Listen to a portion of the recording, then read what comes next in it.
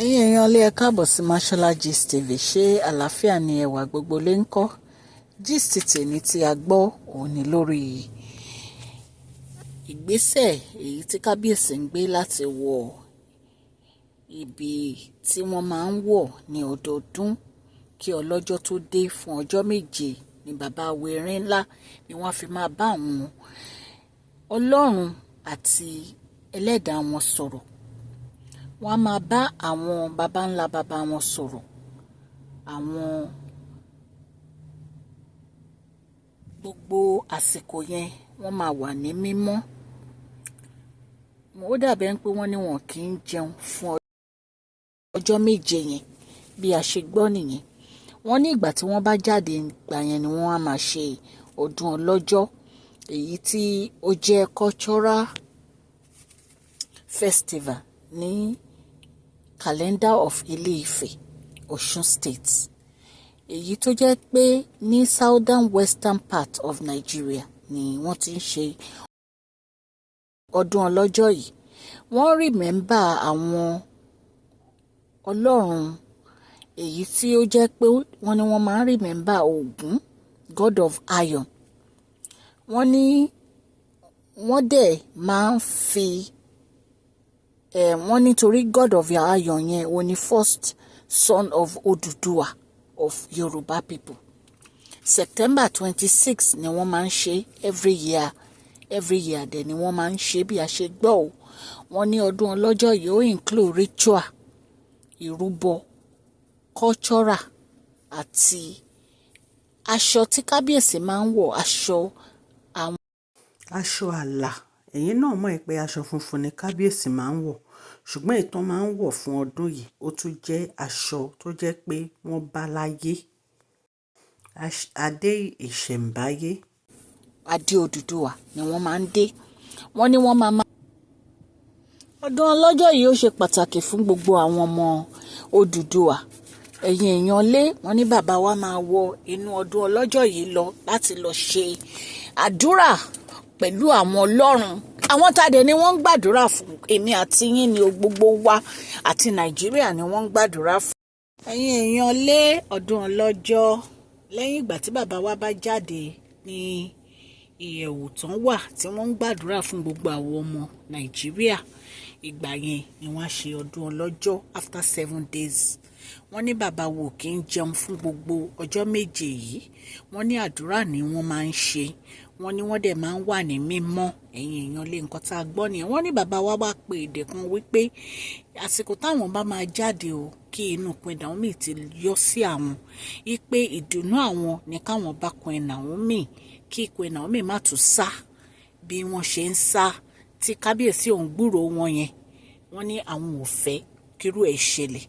Wọ́n ní àwọn gbàdúrà pé láyọ̀ làwọn máa pàdé. Ẹ̀yin èèyàn lé ẹ̀yin náà mọ̀ pé ní ọdún tó kọjá bàbá wa wọ́n ròyìn gbogbo nǹkan tí wọ́n rí ní inú ìyẹ̀wù tán wà. Wọ́n ní oríṣiríṣi àwọn nǹkan làwọn bá pàdé tó jẹ́ nǹkan tó jẹ́ pé ó bà àwọn gan lẹ́rù. Ṣùgbọ́n ọdún ọlọ́jọ́ ti ọdún yìí tí wọ́n ń gbàdúrà fún gbogbo àwa ọmọ Odùduwà, ó máa san gbogbo àdúrà àwọn ó máa gbà lórí wa o. Bí bàbá wa dẹ̀ ṣe ń wọ inú ìyẹ̀wù yìí lọ láti lọ ṣàdúrà, àdúrà àgbà ní agbára Ọlọ́run. Láyọ̀dẹ̀ ni wọ́n máa jáde ní agbára Ọlọ́run. Ìgbà tó bá dẹ̀ jáde gbogbo nǹkan tó bá jẹ́ nǹkan tí ò dáa tó jẹ́ pé wọ́n ti ń gbàdúrà ń pa gbogbo ẹ̀ lọ́lọ́ máa jẹ́ kí ó dáa. Ọ̀nà wọn máa là, gbogbo ọ̀nà tó dí ó máa là. Yàtọ̀ sí yẹn àsìkò wọn á sàn wá sí owó, á sàn wá sí ọlá, á sàn wá sí àlàáfíà ní agbára Ọlọ́run. Àwọn gan wọn á tún pẹ́ lórí ìtẹ́ wọn. Allegedly bí a ṣe gbọ́ wọn ní kábíyèsí ní tí àwọn bá máa jáde o, àdúrà táwọn fẹ́ ò ní pé kí Ọlọ́run kí ó ṣe Queen Naomi ní aya tàwọn nìkan, kí Queen Naomi padà pẹ̀lú ìdùnnú wá sí inú ààfin wọn bí a ṣe gbọ́ nìyẹn ẹ̀yin ará ilé. A ní ká mú gist wá fún yín. Ṣé ẹ mọ̀ pé recently la sọ fún yín pé kábíyèsí wa Queen Naomi lọ sí church ní Àkúrẹ́ wọ́n láwọn fẹ́ rí ọmọ àwọn.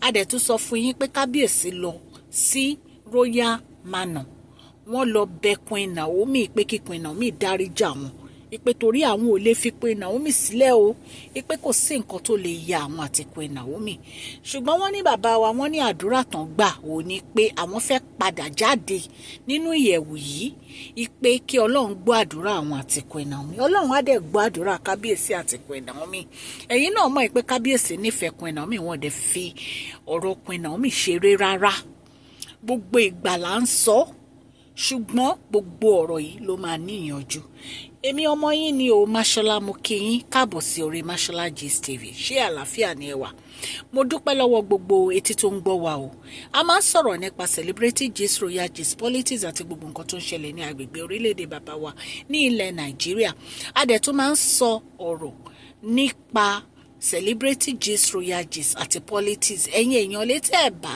ti subscribe ẹ subscribe ó kẹ́dẹ̀ tẹ notification bell so that a bá ti post any gist ẹ máa rí a tún máa ń ṣe advert lórí ìkànnì ẹ kàn sí wa ní masholagistv@gmail.com Ọlọ́run Elédùmarè á ràn gbogbo etí tó ń gbọ́ wa lọ́wọ́ òkè òkè ní ọlá yín á máa lọ ọlá yín ò ní lọ ìsàlẹ̀ láéláé kábíyèsí adébáwa láyọ̀ àtàlàfíà ní agbára ọlọ́ọ̀mí àti yín lájọ máa ṣe ọdún ọlọ́jọ́ yìí kí ni ọdún ọlọ́jọ́ wọ́n ní ó jẹ́ ọdún tó jẹ́ pé wọ́n fi ń bọ Ògún ẹ̀yin náà mọ̀ wípé wọ́n ní Ògún wọ́n ní òun ni àkọ́bí Odùduwà bí a ṣe gbọ́ nìyẹn ẹ̀yin èèyàn lé Ọlọ́run á gbọ́ àdúrà ẹ̀yin á gbọ́ àdúrà tèmi á gbọ́ àdúrà gbogbo wa tí à ń gbọ́ bí kábíyèsí dẹ̀ ṣe wọlé wọn á bá wa láyọ̀ àtàlàfíà Ọlọ́run á dẹ̀ gbọ́ àdúrà kábíyèsí àti Queen Naomi náà ẹ̀yin èèyàn lé kò jẹ́ bó ṣe jẹ́ bá mi fún fídíò yìí ní thumbs up o please share this video like and subscribe God bless you.